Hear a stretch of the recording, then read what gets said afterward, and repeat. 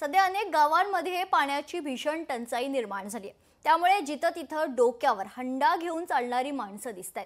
घोटभर पाण्यासाठी लोक मैलोन मैल भटकतायत। अशातच घोटभर पाण्यासाठी वणवण भटकणाऱ्या एका लहानग्या मुलीचा जीव गेलाय। त्यामुळे मुरदाड प्रशासन जागा कधी होणार असा सवाल आता विचारला जातोय। पाहूयात।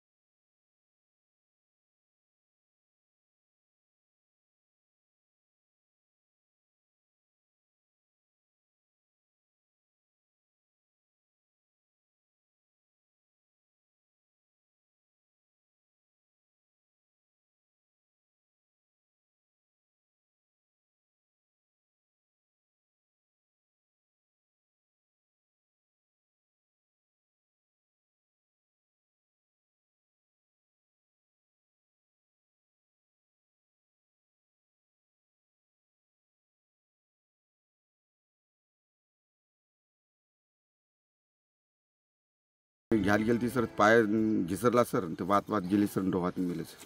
पाणीचीच अडचण आहे सर, दुसरं काही नाही सर। पाणीचीच अडचण, पाणी भेटतच नाही सर। पाणी म्हणजे पाणीच आहेच नाही। या वस्तीवर पाणी नाहीये। गेल्या कित्येक वर्षांपासून हे गाव पाण्याची मागणी करतंय।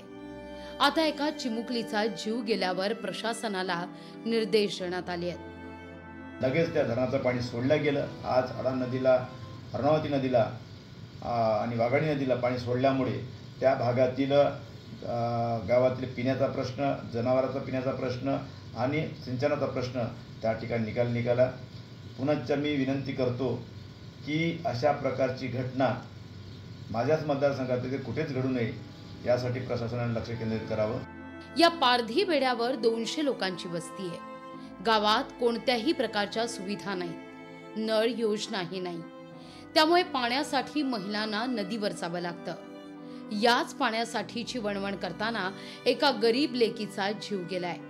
त्यामुळे पाण्याची सोय तातडीनं करावी अशी मागणी केली जाते। आमच्या इथं नळ सुद्धा इथून पारधी बेड्यावर कोणती योजना नाही आहे। त्याच्यासाठी तुम्ही एक बरी गेला, आता दुमार गेला नाही पाहिजे। माझी प्रशासनाला हेच विनंती आहे, आता चांगल्या याच्यानं लक्ष देण्यात यावे त्या गावामध्ये। त्या गावाचा इथून एखाद्या कोणाचा जीव गेला नाही पाहिजे। आपल्या देशाला स्वातंत्र्य मिळून आता 70 पूर्ण झाली आहे। आपण महासत्ता होण्याची स्वप्न पाहतोय, मात्र अजूनही या देशात घोटभर पाण्यासाठीच्या चिंतेनं लोकांची झोप उडाली आहे। त्यातच पाण्यासाठी जर का एका लहानग्या चिमुकलीचा बळी जात असेल तर तुमच्या फुकाच्या गप्पा काय कामाच्या, असा संतप्त सवाल लोक सरकारला विचारतायत। संजय राठोड, लोकशाही मराठी, यवतमाळ।